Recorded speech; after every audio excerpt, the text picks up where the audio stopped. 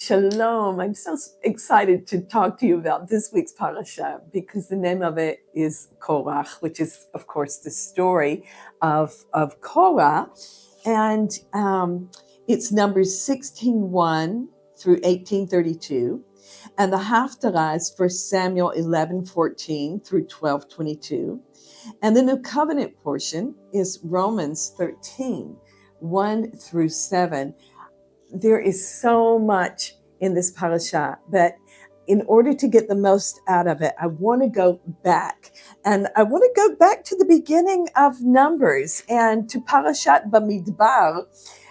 In Numbers 3:17, it's so important that we get the history on this. We need to go back to talk about the family of Moses and to talk about the Levites and who were they. So in Numbers 3:17, it says, these were the sons of Levi by their names, Gershon, Kohath, and Merari. These then were the names of the son of Gershon, Livni and Shimel. The sons of Kohath by their families were Amram, Yitzhar, Hebron, and Uziel. The sons of Merari by their families are Machli and Mushi.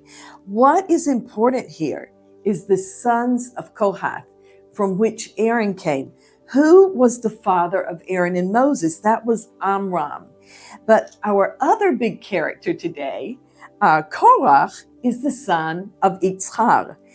And Amram and Yitzhar are brothers, meaning that Moses and today's main character, Korach, they were first cousins. So this is really important to our understanding of this story. I also wanted to go back to Parashat Naso into Numbers 4:27, because this is also so important in what we're talking about today. Because in this verse, for Numbers 4:27, it says, you are to assign them all that is their responsibility to carry. We talked in depth about that during Parashat Naso, that God has for each one of us an assignment, something that we are to do and something that we are to carry that no one else can do. And if we don't do it, it will be undone. But God has given us gifts that have prepared us to do the very thing that he wants to call us into. Also, that really brings me into Peter's message on Shabbat, such a great message. But one of the lines that I wrote down, he said, if you're going to fight in any battle, you better find your gift and you better take that gift seriously. Now, he was referring to David, who God had given him the gift of being a warrior, and that was a calling on him, as well as a king later. But he applied himself, and he applied himself to what God had called him to do, and he was successful because he was exactly in the lane where God called him. All right, bringing us to Parashat Korach. Wow, I don't want to read the whole thing because it's so long, but I can hardly not read the whole thing. It is so good. Starting in Numbers 16, verse 1. Now Korach, son of Yitzhar, who was the brother of Amram, son of Kohath, son of Levi, and sons of Reuven, Datan, and Abiram, sons of Eliav, and On, son of Pelet, rose up against Moses and took 250 men from Bnei Israel, men of renown, who had been appointed to the council. They assembled against Moses and Aaron, and they said to them, you've gone too far. All the community is holy, all of them, and Adonai is with them. Then why do you exalt yourselves above the assembly of Adonai? I want to keep going in verse 4. When Moses heard this, he fell on his face, and then he said to Korach and all of his following, saying, in the morning, Adonai will reveal who he is and who is holy. The one whom he will let come near to him will be the one he chooses to come near to him. Do this, Korach, and your whole following. Take for yourselves censers, put fire and incense into them in the presence of Adonai. Tomorrow, the man that Adonai chooses will be the Holy One. You sons of Levi are the ones who have gone too far. And then Moses goes on in verse 8. Moses also said to Korach, listen now, sons of Levi, isn't it enough that the God of Israel has set you apart from the community of Israel to bring you near to him, to do the work of the tabernacle of Adonai, and to stand before the community to minister to them? So he brought you close, along with all your fellow sons of Levi, but you are seeking the priesthood too. Therefore, you and all your following are banding together against Adonai. Who then is Aaron that you are grumbling against him? Oh my goodness, there's so much in that. The Levites had been given a calling, and they had been given as a gift to Aaron to help him, to help with the work in the temple, but they had not been given the priesthood. And so what we see a lot of things going on here. One, we see that they were jealous of the calling that was on Aaron. But in the Lord, we are really not to look to the right or to the left, not to be jealous of one another, but to be working in what God has given to us to the best of our ability. And if we are busy with the things that God has given us to do, we won't really have the time to be jealous of what someone else is doing. So here they were, even though God had given them the tremendous gift of being the Levites, of being those who were close to him, they had their eye on Aaron and on Aaron's job. And also I know that they were not happy with Moses either, but Moses, I just can't wait to meet him when I get to heaven. This man who carried all these weights and all these burdens, I am sure that he didn't love doing this job, but he did it out of obedience, and yet they were still jealous of him. Also, when it says you are grumbling against them, how many times since we started Bamidbar have we seen this word grumbling? The children of Israel grumbling, and it's always the same word. And it comes from the root of the word in Hebrew. It comes from tuluna, or a complaint. However, I love the English version of it, grumbling, because it's exactly what was going on. So God says, okay, he leads Moses to tell him what to do. And so there's going to be a showdown. And we get to chapter 16, verse 17, and it says, each man will take his censer, and you are to put incense into them. 250 censers total. You are to present it before Adonai, you and Aaron, each presenting his censer.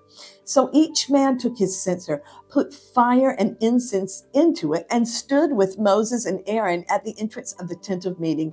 When Korach and all his following had assembled in opposition to them at the entrance to the tent of meeting, the glory of Adonai appeared to the entire assembly. And I'm thinking, what must they have been feeling at that moment? It's like Abba is in the house and he's not happy. And what's going to happen next?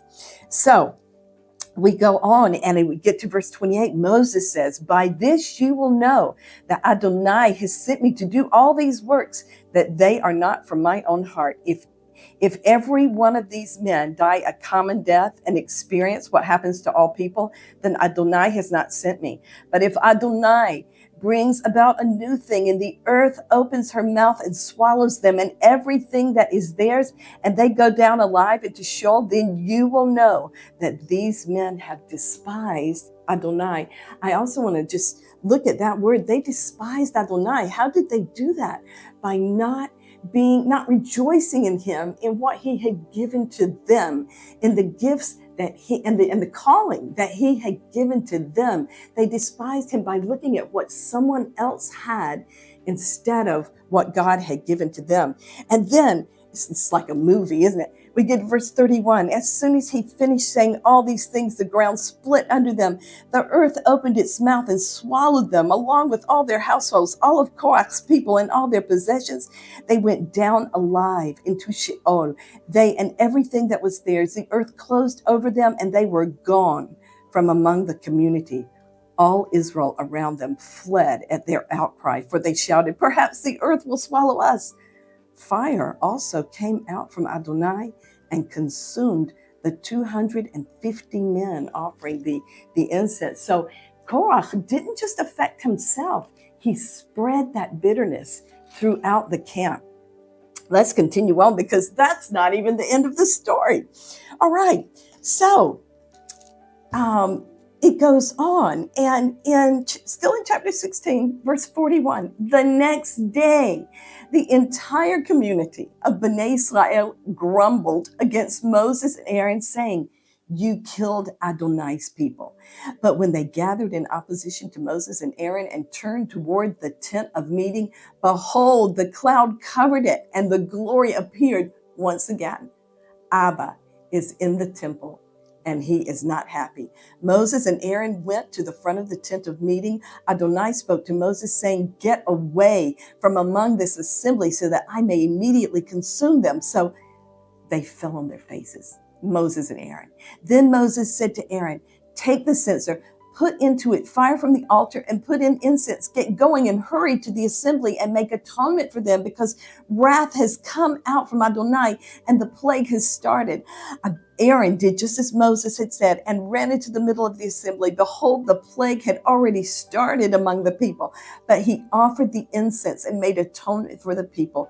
He stood between the dead and the living, and the plague stopped. However, there were 14,700 dead from the plague, besides those who died because of Korach. Then Aaron returned to Moses at the entrance of the tent of meeting when the plague had been halted. Oh my goodness, these two humble men. The whole community is grumbling against them. God makes a plague break out, and Moses says, "Go, Aaron, and make intercession for these people." These, what were essentially their enemies, make intercession for them. And that's exactly what they did.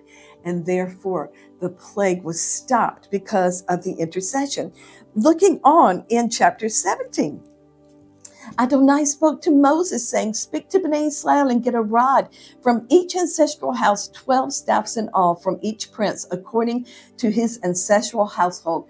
Write each man's name on his staff.